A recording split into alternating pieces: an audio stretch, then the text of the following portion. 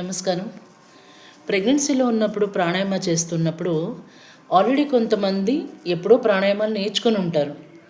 So అక్కడ ఏంటంటే before pregnancy మనము పూరక, తర్వాత కుంభక, రేచక, శూన్యక ఈ 4ని మనం పాటిస్తూ ఉంటాం. వేరేస్ ప్రెగ్నెన్సీ టైంలో పూరక చేస్తాం కానీ అంటే ఇన్హలేషన్ చేస్తాము. బట్ కుంభక అంటే ఆ శ్వాసని తీసుకున్న శ్వాసని మనం కుంభించి పెట్టడం, హోల్డ్ చేయడం అనేది జరగదు.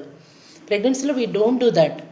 అండ్ దెన్ రేచక ఎక్సలేషన్ ఉంటుంది, అంతే. శూన్యక ఉండదు అక్కడ. So slowly inhale and slowly exhale. ఇది ఫుల్గా శ్వాస తీసుకోవాలి, ఫుల్గా శ్వాస వదలాలి. ఇది ఏ ట్రైమిస్టర్లో ఉన్న వాళ్ళైనా సరే దీన్ని ఇలాగే చేసుకోవాలి. అయితే ఈ ప్రాణాయామ చేస్తున్నప్పుడు మిమ్మల్ని కొంతమంది మీ గురువులు కానీ ఎవరైనా మీకు ఎవరైతే గైడ్ చేస్తున్నారో వాళ్ళు మిమ్మల్ని కరెక్ట్ చేయాలి. ఎందుకంటే వెన్ యూ ఎక్సేల్ అంటే వెన్ యూ ఇన్హేల్ టమ్మీ అనేది ముందుకు వస్తుంది. అంటే లైక్ ఒక బెలూన్లో కనుక శ్వాసని మనం బ్రీత్ని గాలిని నింపితే ఎలా ఎక్స్పాండ్ అవుతుందో అలా టమ్మీ కూడా ఎక్స్పాండ్ అవుతుంది. ఎప్పుడైతే ఎక్సేల్ చేస్తామో టమ్మీ ఆటోమేటిక్గా లోపలికి వెళ్తుంది. ఇది జరగాల. అయితే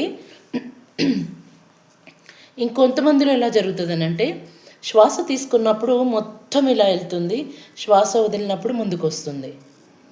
దీన్ని మనము రివర్స్ బ్రీదింగ్ అంటాము, which is not correct during pregnancy.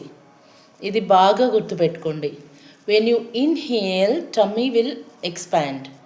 Okay, when you exhale tummy లోపలికి వెళ్తుంది. అంటే ఇక్కడ లంగ్స్ ఎక్స్పాండ్ అవుతూ ఉంటుంది, టమ్మీ కాదు. కాకపోతే పొట్ట అనేది ముందుకు వస్తూ ఉంటుంది లైక్ ఎ బలూన్.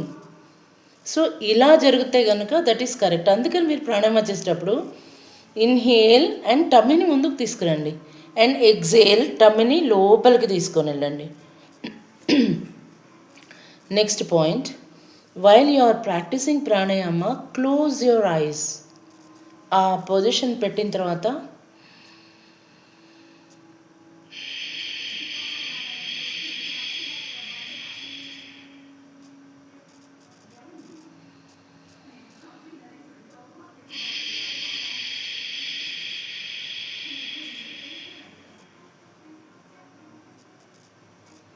ఇంత బాగా జరగాలన్నమాట.